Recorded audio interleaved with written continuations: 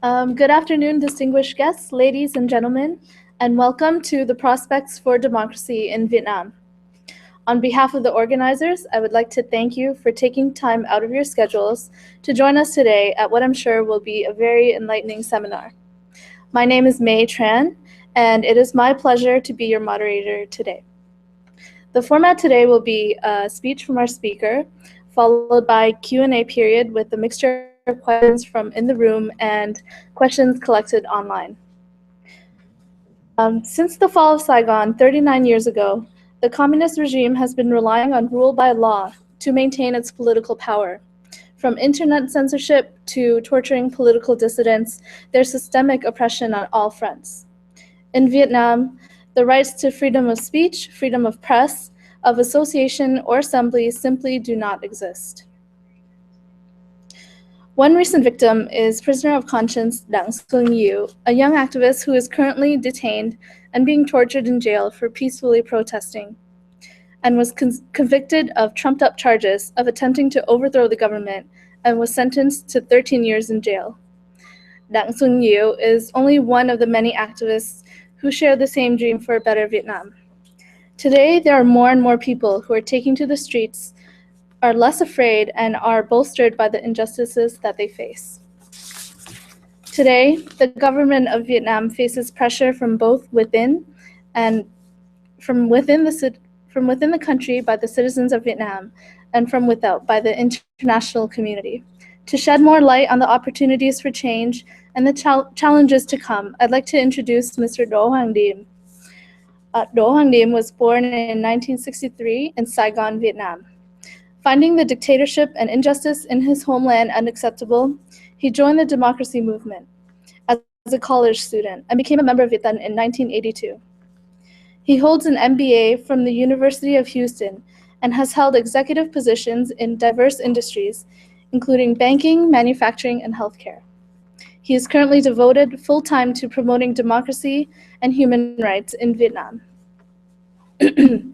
As part of this effort, he has met with government leaders from around the world, spoken at international conferences, and given testimony at U.S. congressional committees on the situation in Vietnam. He was elected Viet Thanh chairman in 2006, and so now, without further ado, please welcome today's speaker, Mr. Do Hoang Diem, presenting on the prospects for democracy in Vietnam. Thank you.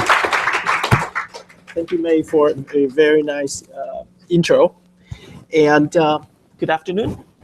Thank you for coming on such a cold day. For people who live in Toronto, it may not be that cold, but for me, this is the Arctic, okay? This is really cold. So thank you. Thank you for coming out on such a cold day. Let me begin by maybe quickly go around the room and ask a few people to, when you hear the name Vietnam or the word Vietnam, what comes to your mind? What's the first thing that pops up in your mind when you hear Vietnam? Somebody say, oh, Vietnam, the country of Vietnam. What's the first thing that comes into your mind? Anybody? Communist. Vietnam War, okay. Somebody said? Communist. Communist, okay. Anything else? What else comes to mind? Poverty? You said poverty, right? Human rights, okay. Okay. So basically, terms that somewhat capture or describe the current state of Vietnam, the situation in Vietnam right now. Because for most people, the word, the 1975. But for the Vietnamese people who are living in Vietnam, the reality after the war is what we are living with right now, okay? And I'm sure around the room, there are, if you really want to find out, you can go online, you can visit websites by the Human Rights Watch or Reporters Without Borders. There are plenty of information online and everywhere else about what's the situation in Vietnam, especially in regard to human rights violation. I just want to, I don't want to trouble you with too much details, but I want just to capture the essence of what's going on inside Vietnam right now. Just wanted to show you a few stats, okay, if you will. Vietnam obviously is a one-party dictatorship, one of the last 5 remaining communist authoritarian regimes in the whole world. And needless to say, Vietnam's human rights record has been very poor. over the last 60 years since the time the Communist Party seized control of North Vietnam in 1954. And it got even worse in 1975 after they took over South Vietnam. Just to give you an idea, according to the Reporters Without Borders Vietnam Press Freedom Index, which indicate how free the press in Vietnam is, Vietnam ranked 172 out of 179 countries in the world. That's pretty bad. Okay, that's pretty bad when you're only better than 7 countries, such as China. I mean, to be better than China or North Korea is not something to brag about, okay? It's not something you got to call home about, here, you know, I'm better than North Korea, come on. All right, so 172 out of 179, that's pretty bad. Or Freedom House, freedom rating is 6 out of 7, 7 being worst. Okay, 1 is being the best, 7 being the worst. Vietnam ranked 6. You've got a score of 6. Index of freedom rating index of 6. Political rights, according to Freedom House, 7 being worst. Guess what? Vietnam got 7. Wow, not a surprise, right? So these are just a few stats to give you an idea. That's the reality on the ground right now in Vietnam. That's what we have to live with for almost 40 years since the end of the Vietnam War. Now, many people may wonder, so why does it matter for a place like Vietnam to have human rights and democracy? And we're here, we live in Toronto, beautiful, sunny Toronto. Who cares? Why does it matter that Vietnam has human rights or democracy? I want to address that question. Why does it matter? With about 90 million people, Vietnam is a mid-sized country. If I'm not mistaken, the last time I checked, with that population, Vietnam ranked 13th in the world, which is a pretty decent-sized country. Vietnam is a country with abundant natural resources, with huge economic potential. And more than half of the population was born after 1975. And Vietnam enjoys one of the highest literacy rates in Asia. So with all that combined, you can see that Vietnam indeed is an attractive choice for foreign investment. In addition to that, Vietnam does occupy a pretty, I shouldn't say fairly, I should say pretty strategic geopolitical location with a coastline of, 2,200 kilometers, right next to the highly contested East Sea or South China Sea, as we most commonly known is the South China Sea, but to the Vietnamese, it's the East Sea. Vietnam's right next to it. And the East Sea has one of the world's busiest sea lanes, critically important for international trade, with 75% passing through Vietnam's exclusive economic zone. And on top of that, Vietnam does have a fairly modernized and well-trained military. So in that sense, Vietnam can potentially play a pivotal role in enhancing regional security. Okay? Now, if you think about all of that, if we have a transition to a free and democratic Vietnam, Vietnam will be in a better position to sustain social and economic development, to become a better trade partner. And also Vietnam can be a more stable country and contribute to the security of the region, especially in light of China's claim over the entire East Sea. So to sum it up, in short, a free, democratic, stable Vietnam can be a powerful, stabilizing fissure and can really help to contribute, if not anchor, a more prosperous ASEAN. Okay. So it does matter for a country like Vietnam, given its special circumstances, be a free and stable democracy. It does make sense. It's not just for the good of the Vietnamese people, it's actually better for everyone in the region. So if you look at that, the situation in Vietnam, you look at that from that angle, then it makes sense. Okay, so it does matter. So now, so what's the prospect? Okay, so let's just say that we all agree that it does make sense for Vietnam to have democracy. Then what's the chance? What's the likelihood of Vietnam having a political change in the near future? What's the current political landscape in Vietnam? Okay, as I mentioned, Vietnam right now does have a one-party dictatorship ruled by the Communist Party. However, if you backtrack a little bit, during the 80s, during the 90s, even after the collapse of the Soviet Union, things didn't really look that bright in Vietnam. Okay, the Communist Party was still firmly in control, even after the collapse of the Soviet Union. But things began to change during the late 1990s and early 2000s. Beginning of the 21st century, things began to change. And starting around 2006, the pace picked up considerably. And over the last 8 years, the situation in Vietnam is changing a lot more rapidly. And for the first time in a very long time, keep in mind the Communist Party is in control for 60 years, more than half of the century. But right now, for the first time, for more than 60 years, they are facing unprecedented challenges to their one-party rule. Never heard of, never happened before in their entire 60 years. Right now, they're facing challenges they haven't faced before. And just to give you a big picture, what are the main problems or obstacles or challenges the current regime is facing? They're facing 5 huge problems. Number one, there is bitter infighting, intense power struggle within the party leadership. On the one side is Prime Minister Nguyễn Tấn Dũng, extremely corrupt man.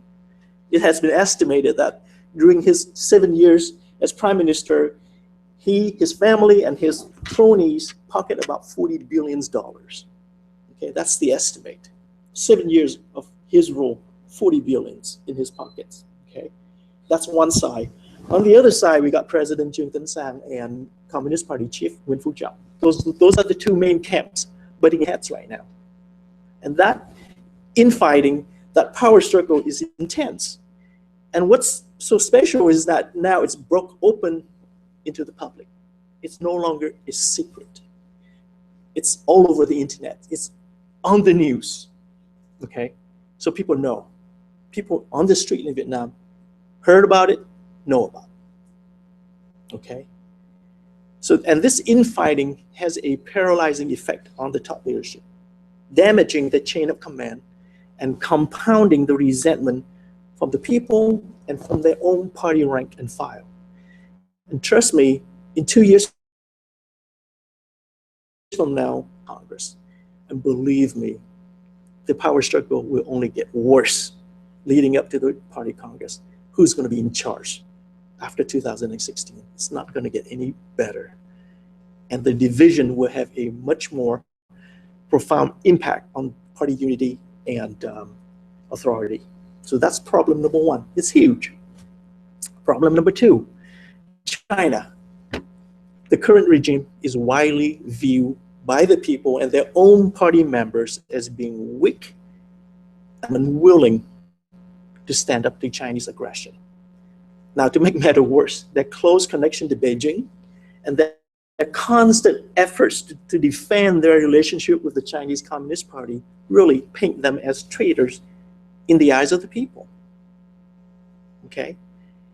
And this situation is causing them tremendous problem because it's clear that they do not have the interest of the country as the top priority.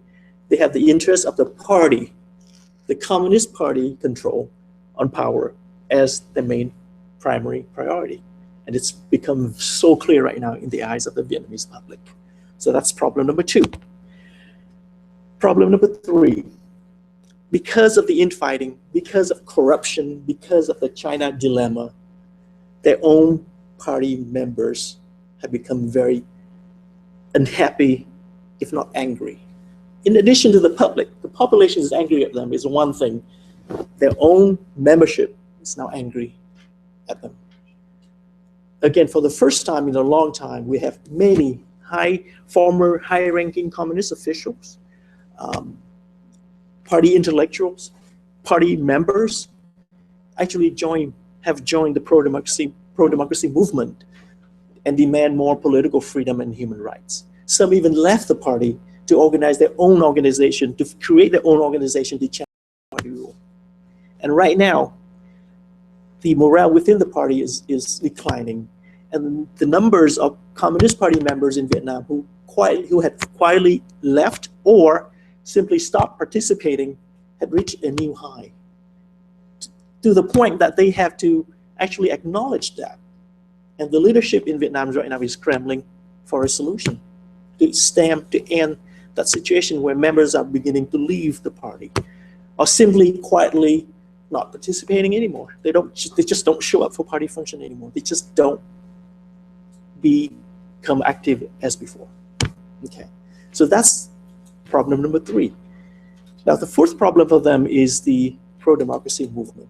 Now some of you in the room may say, what pro-democracy movement in Vietnam? Is there one? Well, yes, there is one. And despite a massive crackdown since 2007, the national democracy movement somehow and miraculously has proven its resiliency and its ability to survive and continue to grow. The number of political dissidents, the number of political prisoners, the number of prisoners of conscience in Vietnam right now is the highest ever since the beginning of communist rule. Since the beginning of communist rule. The number of people in prison right now in Vietnam for political reasons is at a record high. And the funny thing is, the more people ending up in jail, the more people have joined the fights. It's not stopping, it's growing. Okay, and the internet so far has proven to be a game changer. With close to 40 million people in Vietnam have access to the internet, and about 25 million Facebook accounts. The internet and social media allow people inside Vietnam, including activists, to circumvent the offline ban on freedom of the press and freedom of association. Okay, it has been a powerful game changer. So the pro-democracy movement is actually problem number 4 for the regime. And problem number 5, last one, is actually the economy. Some people may think Vietnam is the darling, the new investment darling in Southeast Asia. That may have been the situation back in the late 80s or during the 90s, but not so much more anymore. The economy in Vietnam is now. Just yesterday on the flight over here, I sat on the plane with 4 hours to kill, and got nothing better to do, so I had to read the World Bank report on Vietnam. Hoping it would put me to sleep, but actually it turned out to be so interesting. And according to the World Bank's report on Vietnam's economy, and this was printed last December, so not even a year ago, and the picture painted by the World Bank is pretty bleak. The economy in Vietnam is not doing so hot. And because of my work, I have come into contact with numerous economists, Vietnamese economists who are working for the government, in the government. And the exchange I have with them, the picture I got from them is pretty bad. The economy is in pretty bad shape. Okay, GDP growth rate is around 5.4% right now. Now, for some people may say 5.4 is not that bad compared to what Greece and Italy, or 5.4% is not that bad. But if you think about the growth of Vietnam, 5.4% is actually the lowest during the last 10 years. It's not keeping up with the growth in population. It's not keeping up with the people. And here's another stat that will scare everyone. The level of external public debt. Now, Vietnam has reached about 90% right now of the GDP. That is pretty high. When you own 90% of the GDP, that is pretty bad. Okay, that's a pretty bleak ratio to talk about. That is an economy that's in threat of bankruptcy. That's how Vietnam is performing right now. And the World Bank, just yesterday, I read on the plane, said that, Vietnam has lost its competitive advantage compared to the 1990s. Vietnam right now, according to the World Bank, ranks second lowest in Southeast Asia in terms of competitiveness. Second lowest. Let me guess, who's lower than Vietnam? It's not Cambodia. It's not Laos. It's not the Philippines. Definitely not the Singapore island, not Thailand. Vietnam's performing only better than Myanmar. Okay. second lowest. Vietnam's competitive advantage or competitiveness is only better than Myanmar at this point. I have nothing against the Burmese people. I have respect for them because they have proven their resiliency in dealing with their dictatorship. But the economy, the Burmese military is nothing to brag about, and Vietnam is only better than that. Okay, that is pretty bad. Okay, so economy is problem number 5. So now, if you look at that, you think, gee, they're running the country, and they're facing these 5 problems. Wow, not doing a good job, are they? They're not. Not doing a very good job at all. Okay, so what's the prospect for change? Will it change? Well, given the landscape as I just described to you, and the challenges they're facing, like I said, unprecedented during their entire 60 years in power. So what's the chance of change in Vietnam? If this current rate of change, or this direction Vietnam is heading to within the next few years, I guess we can safely predict there are 3 potential scenarios. Scenario number 1, the communist regime successfully resolve all problems and challenges and maintains a firm grip on power. That's scenario number 1. Scenario number 2, they will be further, and eventually they have to compromise and accept varying degrees of political openness. Scenario number 3, they lose control and makes way for a new government. So of those 3 scenarios within the next 5 to 10 years, who cares to guess what may happen? What do you think will be more happen? Will they lose control and just collapse like what we have seen in Egypt or Tunisia, or will they remain firmly in control like the Iranian or the North Korean, or what's going to happen? Who cares to be who cares to look into the crystal ball and say, okay, this is going to happen? I'll say Option number 2. Okay. All right. Now, before we go back to option number 2, let me backtrack and address option number 1. Clearly, the regime wants option number 1. They want to be able to resolve all problems and stay in power. But the question is, can they really do that? In my viewpoint, in order for them to solve every problem and stay in power within the next 5 to 10 years, they have to do at least 3 things. Number 1, they have to reconcile all differences and make peace between the different fighting factions right now. Number 2, they have to appease the anger and the resentment from the population and from their own party membership. And number 3, they have to overcome the economic problems, and especially overhaul the corrupt financial sector. Now, really, given the nature of the regime, can we really think that they would be able to do all of that in the next 5 years? I doubt it. I seriously, personally doubt that the regime will be able to do all of that within the next few years. And sir, I agree with you. That leaves option number 2 to be the most likely to happen. I wish that they will lose control and make way for a democracy. But given, we have to be realistic here. We have to be realistic. And I think the reality tells us that it's more likely that they will continue to be weakened more and more. And eventually, within the next 5 to 10 years, there will be a breaking point where they have to say, okay, we have to compromise, we have to open up politically. And that's the more likely scenario within the next 5 to 10 years. So in closing, just if you follow that analysis, and now is the time I'm gonna revert back to my experience. During the introduction, May had introduced that I have joined this struggle for democracy and human rights for my homeland when I was a university student at UCLA. I remember that was the fall of my sophomore year. That was the fall of my sophomore year when I was at UCLA when I joined the movement. And looking now, almost more than 30 years later, looking back, gosh, I'm that old. More than 30 years later, looking back, I have to confess, there were times that it just darn so difficult. There were times that the outlook was just not there.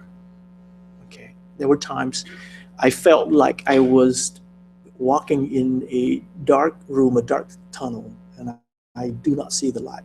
I do not see the light at the end of the tunnel. In my heart, I know that this is a tough road. And sometimes you feel tired, but in your head, there's a little voice in your head saying you can't quit. This is the right thing to do. No matter how hard it is, it's the right thing to do. You keep plugging at it. You keep mowing along. You just do it. And that little the voice in my head won, and it kept me going. And now, for someone who's been doing this for more than 30 years, I'm so happy to share with you my own personal feelings, if you will, is that I have seen the light at the end of the tunnel. After 30 years, yeah, the light is there. We've seen it. You know where it is. You know which direction to head to get to that light. Now, make no mistake, from here to that light is still a long way, a difficult road. But at least we know where it is, and we know there is a light at the end of the tunnel. So the prospect for change, meaningful change in Vietnam, is there. It's up to us to make it happen. It will not happen by itself. The regime will never change by themselves out of the goodness of their heart. No, they won't. It takes work. It takes sacrifice. It takes a lot of willing to do take the sacrifice and jump into the fight and get it done. It takes a lot of work. But if we stay focused, put our heads down, and really work hard, I really believe Vietnam will see the day. Vietnam will have democracy. Vietnam, the Vietnamese people will enjoy human rights. And Vietnam will be a stable, constructive partner for the better goods of Southeast Asia, for the entire Asia-Pacific region and beyond. Thank you. And now we can open for comments or questions. Thank you.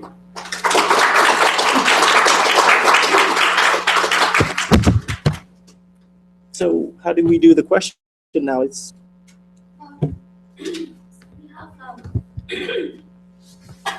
should we invite people in the room first, or okay? Should we invite people in the room first, or okay? You can help me with moderating. Okay. Yeah. Repeat that. Okay, so we can start by asking the audience for questions, and then we can go back and forth between the audience and the online questions.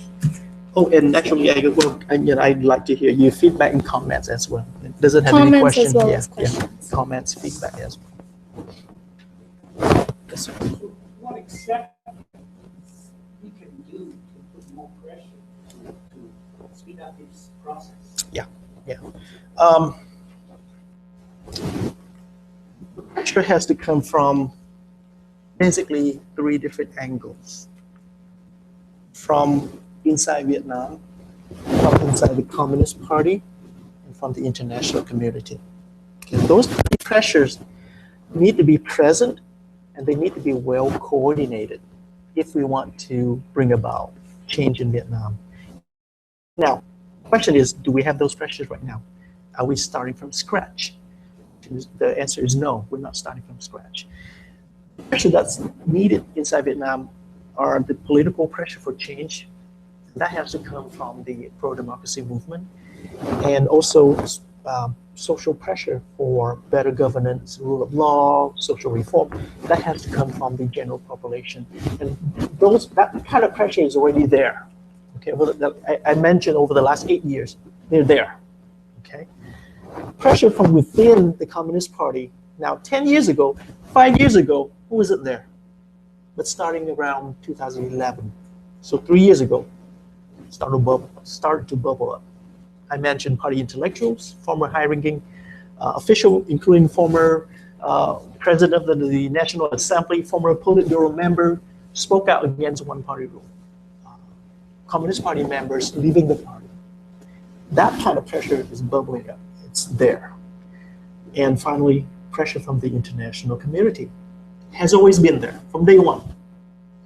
Even though there are ups and downs, but we have always seen the international community putting a lot of pressures on human rights, in respect for human rights in Vietnam. So yes, the pressures are there. And to increase and coordinate these pressures, I believe, is the job of the pro-democracy movement. People like me, who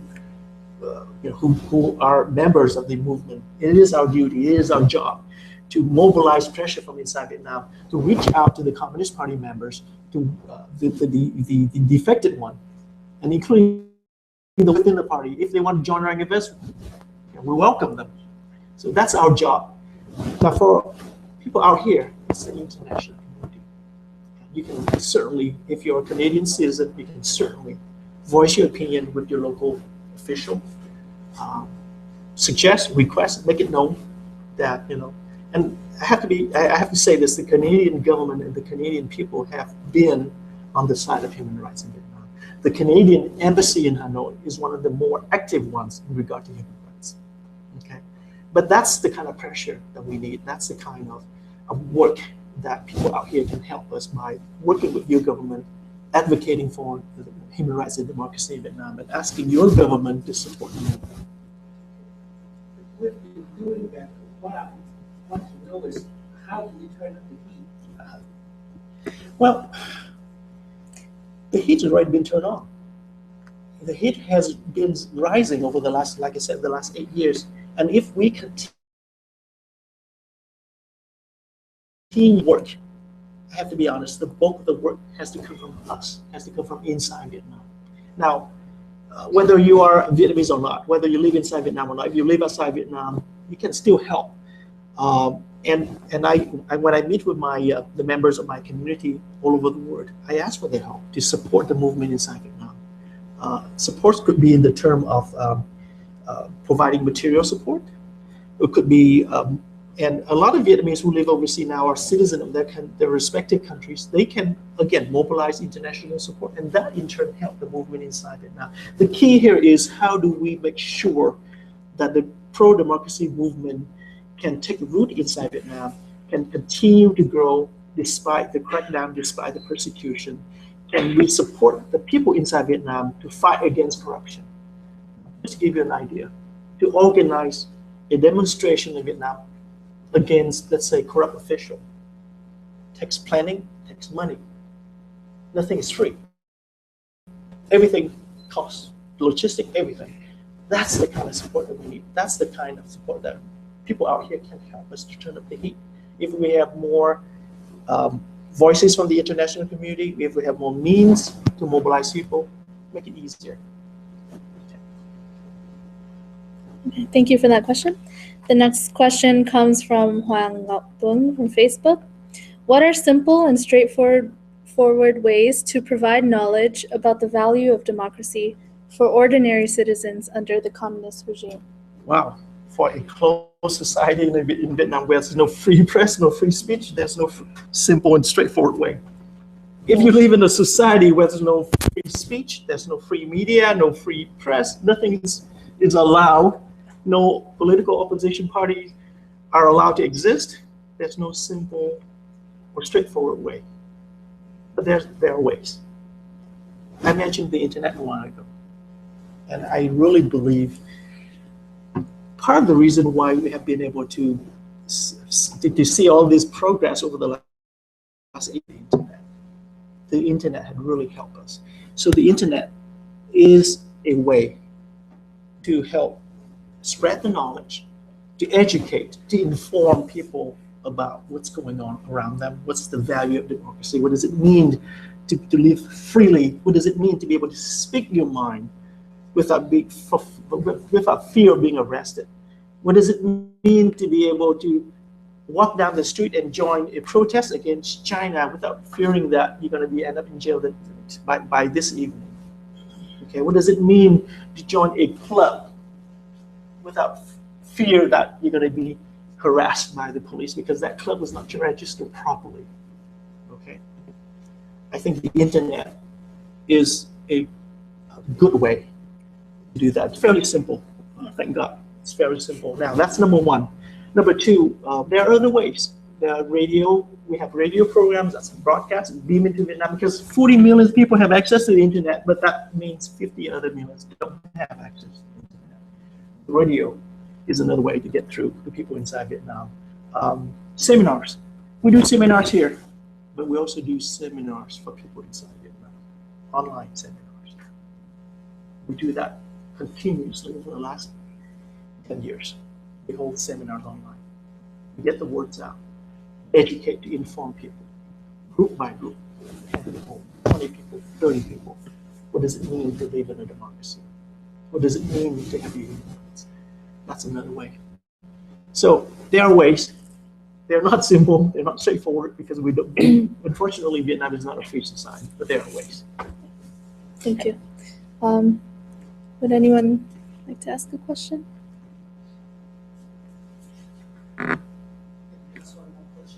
Simply. What are the prospects of the revolution? So, can I repeat the question? Sure. So the question is, what are the prospects for revolution in Vietnam?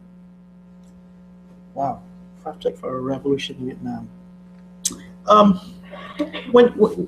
First of all, when we use the term revolution, I guess what springs into people's mind is the Arab Spring Revolution, the Orange Revolution in the Ukraine, the Velvet Revolution in the Czech Republic, and so on. The change process in Vietnam, if I have to predict, I think it's going to be in its own form and shape. It's not going to be like Egypt. It's not going to be like the Ukraine. It's not going to be like the Czech Republic. It's not going to be like anywhere else. The change process in Vietnam, I envision, believe me, I wish, I hope that the change will come faster, that we'll be able to see a revolution. And that's what we aim for. But, you know, being an activist, I have to be practical. We aim for a rapid, swift change. At the same time, we plan for what we think is more likely. And what I think to be more likely is a gradual process. In Vietnam, I envision it's going to be a gradual process. It's going to be a tug of war between us and the regime. And as I predicted, we're going to win, but it's going to take time. It's not going to be a sudden change. It's not going to be overnight, it's going to happen. No. It may take 5, 10 years. But you know what? No sweat. 5 years, 10 years, 15 years, no big deal. As long as we stay focused, as long as we know where we're going, as long as we know that we are winning, we'll get there. So the change in Vietnam, it's not going to be a revolution, quick change, it's going to be a gradual process. And the regime will be further and further weakened to the point that eventually they have to make way. Okay. The next question is, there are many people in the country who are now very angry with the government's behavior, but they are afraid to be put in jail. So how would Viet Thanh advise them? Wow, okay. You know, whenever we have a new recruit, a new Viet Thanh recruit inside Vietnam, one of the very first thing I address with a new member is, you are taking a huge risk, and there might be a chance you're going to be arrested. There might be a chance you're going to be in jail. Your family may suffer. Are you willing to take that risk? At the end of the day, when we live under an authoritarian regime, a dictatorship, and when you join the fight for democracy and human rights, the day you make that decision to join the fight, you're assuming the risk you're going to be in jail someday. There's no way around it. There's no magic wand I can offer, or Vietnam can offer and say, you do this, you will never get arrested. No. To offer that magic wand is to lie. You can't do that. So I have to tell people that you join this fight, you run the risk. You're going to be in jail. Are you willing to take that chance? If you're willing to take that chance, then come on board. There are ways that we can do to minimize the risk or reduce the risk, but there's no way we can eliminate the risk. Okay, how do we reduce the risk? A number of ways. First of all, you pick and choose your fight. You pick and choose your fight. Okay, there are, and you can see right now in Vietnam, there are people who do things that they don't end up in jail. If you fight against corruption, if you fight for religious freedom, so you have to pick your battle, and the battle you pick will help to reduce the risk. It does not guarantee you won't get arrested, but at least it reduces the risk. Secondly, security. Internet security is extremely critical. The government of Vietnam is notoriously known using the internet, using cyber warfare, using malware, using virus to infiltrate, to spy on the people. If you protect yourself online, you reduce your risk of being discovered. You reduce your risk of being arrested. You reduce your risk of being harassed. So there are a number of ways, but there's no guarantee you will be arrested. I can't offer that guarantee. Okay. Yes.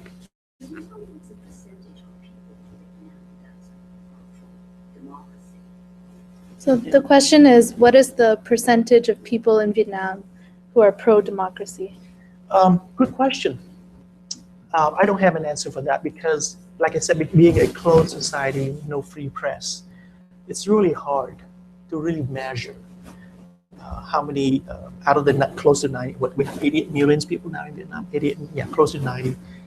What percentage actually pro-democracy? I don't have an answer for that. A few years ago, actually 10 years ago, there was a study conducted by the University of California in Irvine, where I graduated from, UCI. A political scientist went to Vietnam and conducted a survey and asked people about, are you happy? Do you want change? And that particular study, as I recall, came back with mixed result.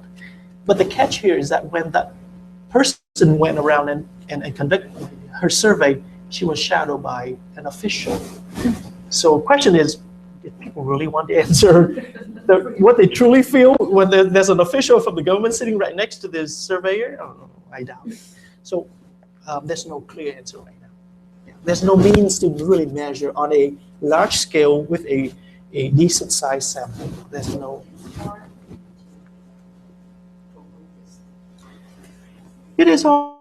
As I said, there's no simple or straightforward way to get the words out to inform or educate people. It's hard because, like I said, there's no free press in Vietnam. Everything is controlled by the government. All the radio station, all the printed newspaper, all of the television station, everything is controlled, owned by the government. There's no free press. We really,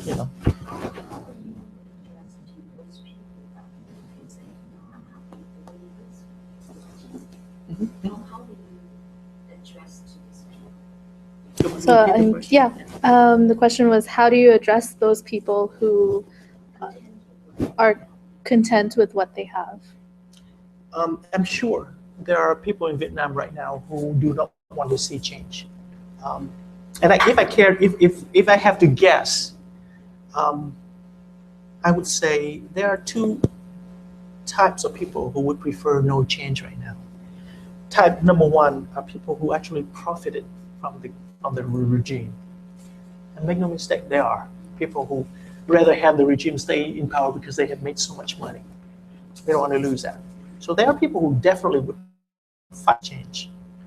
And then there are people who are afraid of change, not because they don't want change, but they are afraid. They don't know what's on the other side. They may not be happy entirely with what they have right now, but then they're not too sure about what's on the other side of the fence. So let's play it safe and just sit tight for now. So those are the people we have to deal with. our message has always been, we advocate for peaceful, nonviolent change in Vietnam.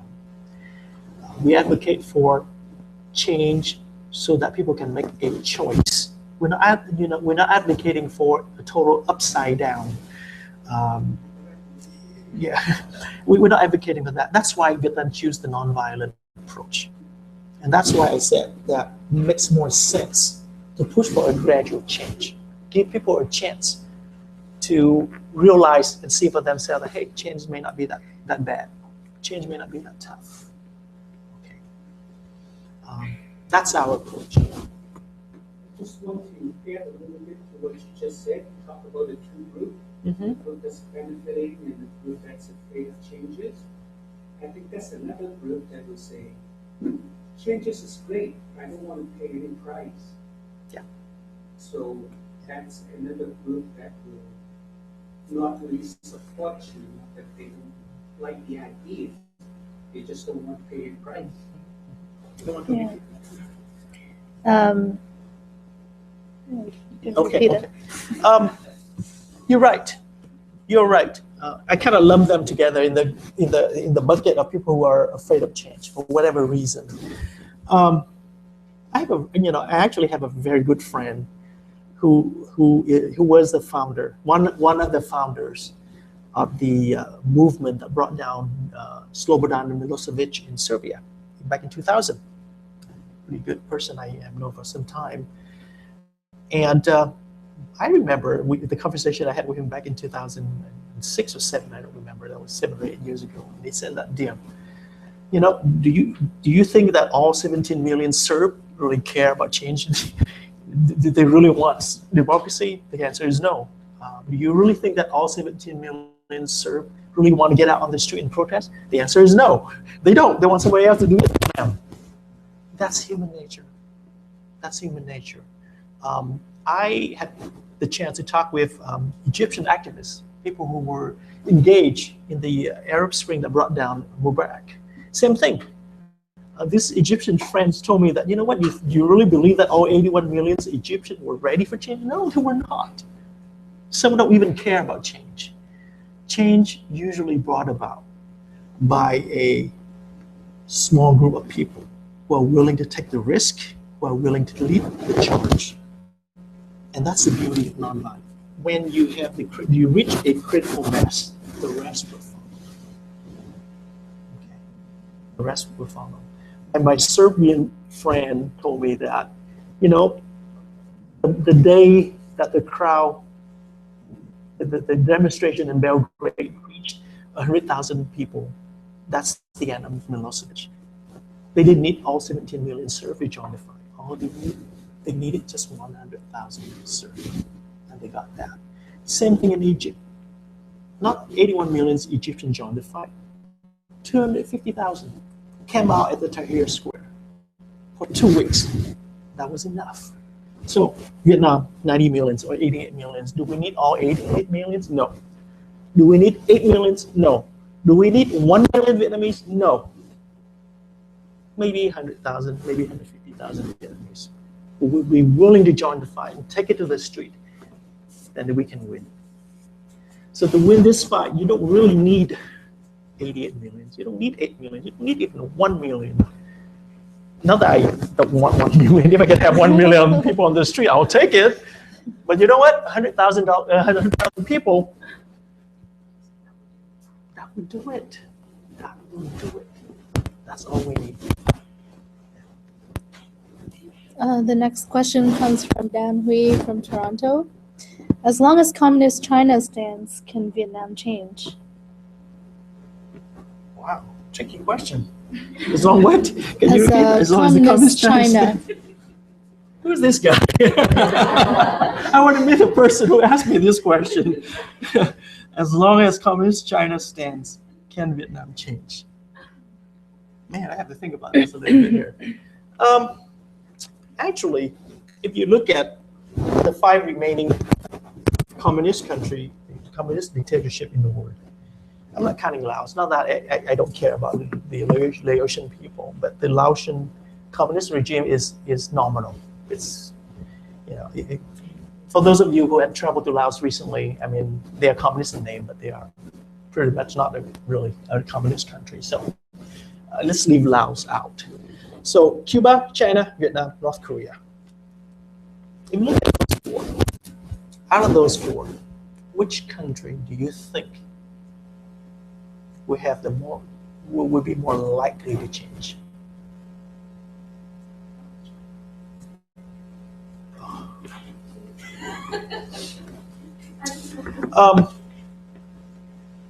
If you look at just the situation in each individual country, I hope I'm not biased, but I think Vietnam is probably the weakest link compared to North Korea, China, and Cuba. Vietnam's communist regime actually is the weakest link. They stand it's more likely that they will be the first domino to fall. Question is, when that domino is severely impacted, what will China do? I don't think North Korea or Cuba can do much. China, yes. The Vietnamese communist regime relationship with China is funny. It's a love and hate relationship. Damn you do, damn you don't. They are close with the Chinese Communist Party. Not because they care too much about that, because it's a necessity for them. Okay, they feel safer with that. So there's a good chance that China will intervene. There is a good chance China will step in if the communist regime in Vietnam is threatened enough. There is that risk. I have to acknowledge that. There is that chance. That's the one factor that will make things difficult for us. So how do we mitigate that? The best option for us to mitigate that risk right now is to pull Vietnam out of China's influence as much as we possibly can.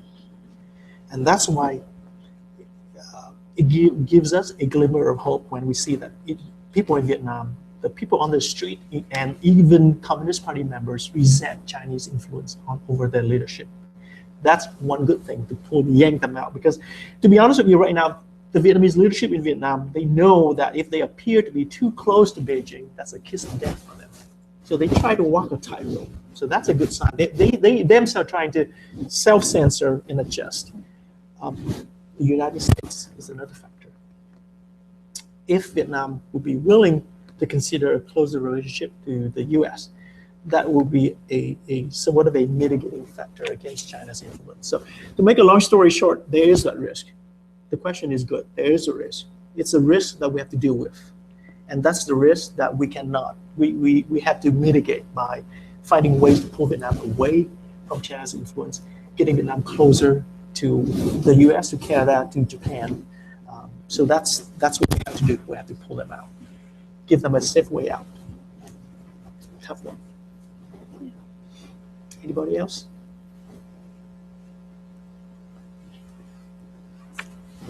I have a question regarding the regime. The economy of Vietnam is getting worse every day in the past year. In your opinion, do you think the economy will be the deciding factor to bring down the communist regime? When? Okay. The question is the Vietnamese economy is in bad shape, and will it be the deciding factor? I think it is an important factor, but at this point, things may change. And again, everything in Vietnam is so dynamic right now. Things may change, but at this point, I have yet to be convinced that the economy will be the deciding factor. If I have to predict, based on the information that I have, the risk of Vietnam having a major economic collapse or catastrophe is about, within the next 5 years to 10 years, about 40%. So the risk is there, but it's not that high. Now, 3 years from now, if it jump up to 60%, now we're talking, or 65%, now we're talking. But right now, my guess, my estimate is it's about 40%. So with 40% risk and the economy in bad shape, it is an important factor, but it is not yet to be a deciding factor. I have not been convinced it's going to be a deciding factor. So out of they time? just told me to move the microphone. Okay. Or, No, to the column. oh, to help me. Yeah. I can't even see on my own collar. You got it? Okay. Thank you. Is it good? Yeah. All right. The jacket. Oh, okay. Okay. All right. Okay. Any other questions? Yeah.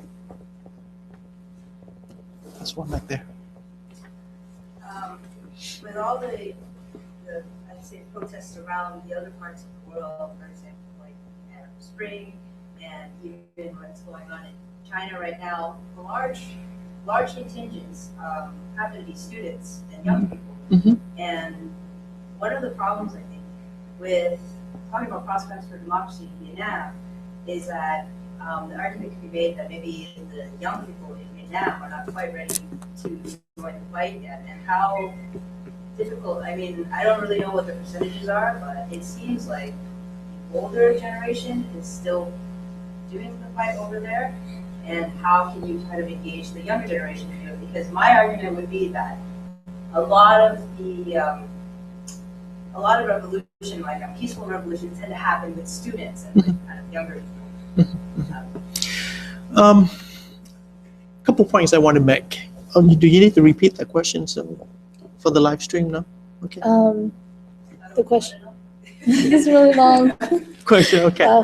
Yeah. The question is, was there a chance that the young people in Vietnam will be to lead the charge? Because we have seen young people, especially students, leading the charge in the Arab Spring and recently in Hong Kong, the Umbrella Revolution, for example. Even the Serbian Revolution back in 2000 was led by Otpor, mainly young people, college students. So the question is whether the young people in Vietnam are willing or ready to take the charge. It seems to you that mainly it's still the older folks. And how can you engage them? Okay. It depends on how do you think. Oh, I think 50 is still very young. So, people who grew up after the end of the war are still very young. Okay, so we might be older than you, but we're still young at heart. So, there are 2 points I want to make. If you compare Vietnam to, let's say, Hong Kong or Egypt or Serbia, there is two huge, big differences. Number one, in Egypt, despite the fact that Mubarak was Hong Kong, despite the fact that it was ruled by communist China, in Serbia, despite the fact that Milosevic was a dictatorship, there were political opposition. Political opposition was allowed. Political parties were allowed to exist, were allowed to operate. In Serbia, the political opposition even had their own television channel. In Hong Kong, political opposition political parties are allowed to operate. In Egypt, under Mubarak, there were 8 different political opposition parties. In Vietnam, 0, none allowed. Okay? That makes it hard to mobilize people. It makes it hard for young people to join the fight. The Serbian movement, Otpor, comprised of mainly university students who led the charge against Milosevic. But that movement was created by a coalition of 7 political parties. They threw their weight behind the movement. They support that movement. That's the role of the political opposition play. Okay. The dust hasn't settled yet in Hong Kong, so we don't really know all the facts in Hong Kong. But if I had to venture to guess, political opposition probably had a hand in helping the students in Hong Kong, if I have to guess. Now we know for a fact the Arab Spring in Egypt, the Brotherhood of Muslim was behind it. Not entirely, they were not the only force behind it, but they were behind it. They were a force behind it. So saying that, to point out that the role of political opposition parties is extremely critical to bring about change. In Vietnam, we don't have that yet. So that's one key challenge for us in Vietnam, to mobilize young people. So question is, are young people in Vietnam ready? I hope that in times they will be, by advocating for change online, outreaching to them, by having our members on the ground, members of the pro-democracy movement on the ground, outreaching to colleges, to universities, to engage young people. Eventually in time, we should be able to get more and more people to join the fight. Now, I want to point out, and I want to correct this fact. I think it's a myth for people to think that the majority of the activists inside Vietnam are older folks. They're not. If you look closely, the majority of activists inside Vietnam are in their 30s, 40s, and 50s. And like I said, 50 is still young. They're not 70s, they're not 80s. Not that we have anything against older folks. But the spectrum in Vietnam is pretty wide. And we do have and if I have to guess, I would say that the majority of activists in Vietnam are people who are 50s or younger. They're not old. They're not old people. The prominent faces might be older, but the people on the ground, the operatives, they are young folks. The membership of Viet Tân, the average age of Viet Tân members inside Vietnam is around 40. So that's not too bad. Not that old, okay? Okay. So yeah, we do have young people join the fight. And again, students in Vietnam, if you notice, a lot of the protests against China in Vietnam were led by young people, by students. So I think the ground is fertile. It takes efforts to cultivate. Okay, you have a question? Yes.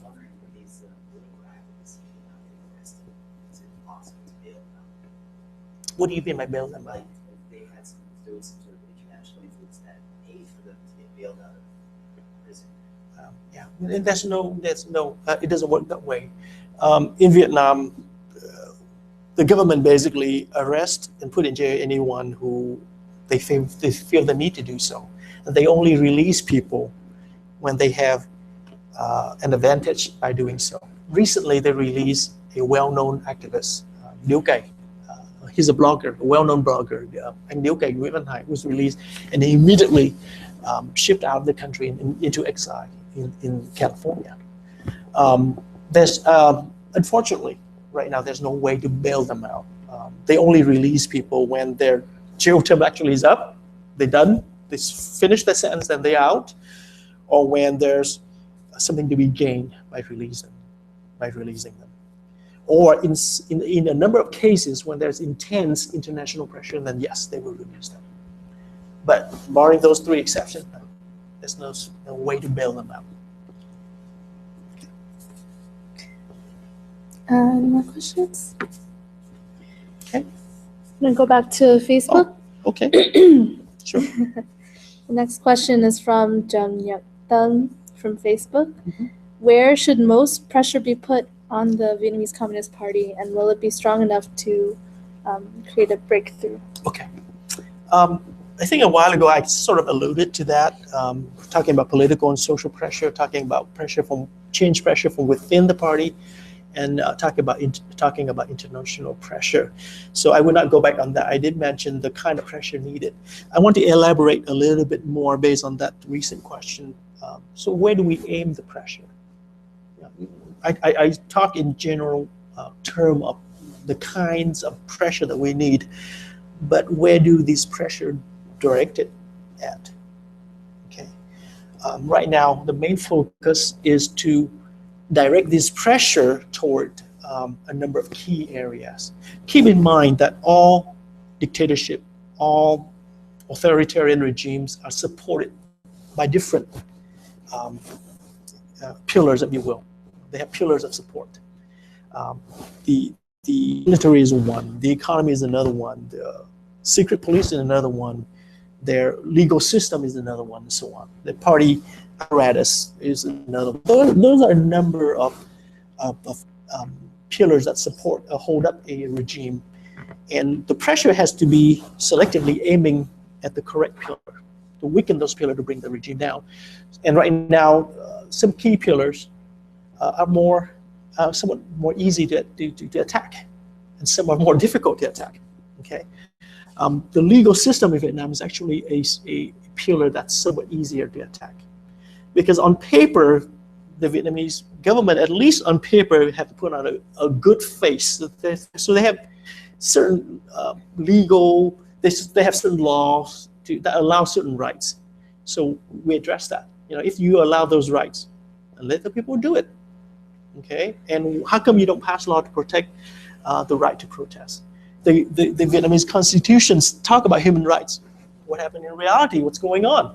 So that's a pillar where we can direct our effort. Social pressure from the population, anti-corruption protests, police brutality protests. Those are the kind of efforts direct at certain key arena. So legal reform is one. Another important aspect is the civil society. The communist system maintained control by making sure everybody's under their umbrella, under their control. The Fatherland Front controls all social organization. So how do we break that pillar?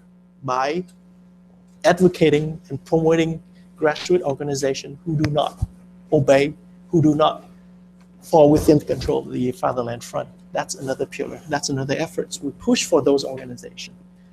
So I'm getting more technical here, but I just want to share with you, when the boots hit the ground, that's what you do. You aim your efforts at certain area, key area, to break away, to erode the government's control on society. And we have been quite successful in doing that. Okay. Any other questions? No. Okay. We can do a few more. Oh, okay. Wow, okay. You still have a long list there. No, some Okay. of them were already Sure. asked by Okay. people. All right. Here. So, Good. Do you believe that the Communist Party of Vietnam can reform itself? Do I believe that the Communist Party Of Vietnam can reform itself? Unfortunately, I don't. Again, to be honest with you, the Communist Party of Vietnam is nowadays no more or less than a mafia. These are people who are in power for money. Do they really care about communism? For God's sake, no. Do they really care about socialism? No. They are in power because it's suited their interest. I mentioned a while ago.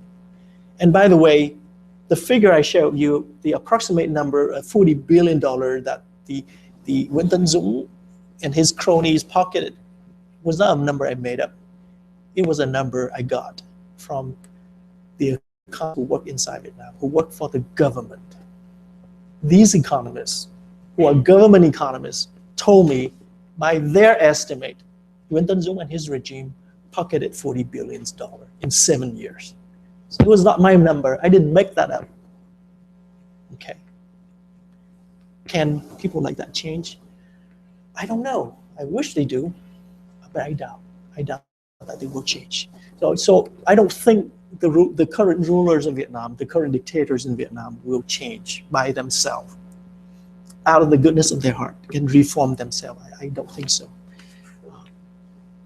I doubt it. Yeah. Okay. Any more And questions? Yeah. let's do one more, Okay. unless. Oh, thank you. How does Vietnam find international support in promoting for democracy in Vietnam when Vietnam itself is being accused of so-called crimes against the communist regime in Vietnam? Actually, we are proud to be condemned by the communist regime of Vietnam. I mean, that is something that we should be proud of. When your enemy condemn you and your opposition consider you to be a threat, that is something to call home about, right? No, actually, that has not been a problem. We actually enjoy a lot of good working relationship with not just government, but NGOs as well. We do a lot of work, and I stress a lot of work with many NGOs around the world. We have contacts and relationship with numerous governments around the world. Just to name a few, we have good relationship with the U.S. government. Tomorrow, I will have a chance to speak with they meet and speak with a numbers of Canadian members of parliament. We enjoy good working relationship with the Norwegian government, the Australian government, the German government. So that has not been a problem. Being condemned by the Vietnamese government has not been a problem for us. In fact, we enjoy a very good working relationship with numerous international organizations and government. Yeah. Okay. Okay, and that's all. Then that concludes our seminar for today. Thank you very much. If anyone has further questions, Mr. Do Hang Lim will try to answer them afterwards. And thank you very much, Mr. Lim. And thank you to everyone who joined us today in person and on the live stream. We hope you learned something new and have a great day. Thank you very much.